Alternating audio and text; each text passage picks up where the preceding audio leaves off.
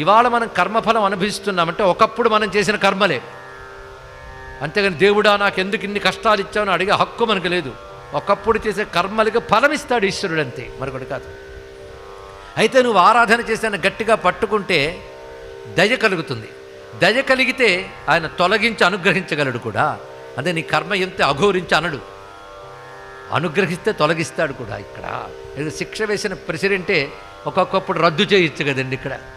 ఎందుకంటే వాడు good conduct అంతా బాగున్నది, శిక్షాకాలంలో బాగా ఉన్నాడు కనుక శిక్ష రద్దు చేస్తానంటాడే లేదా సరిగ్గా ప్రవర్తిస్తే. అలాగే పాపఫలంగా దుఃఖాలు అనుభవించవలసి వచ్చినా మనం ఈ జీవితంలో ధర్మబద్ధంగా జీవిస్తూ ఈశ్వరుణ్ణి ఆరాధన చేస్తే ఆయన తప్పకుండా క్షమించి అనుగ్రహిస్తాడు, అందులో సందేహం లేదు. ఒకవేళ దుఃఖాలు అనుభవించవలసి వచ్చినా బాధ తెలియకుండా చేస్తాడండి. ఎనస్థెషియా ఇచ్చి ఆపరేషన్ చేసినట్టు, అవునా లేదా? ఎలాగూ సర్జరీ చేయక తప్పదు.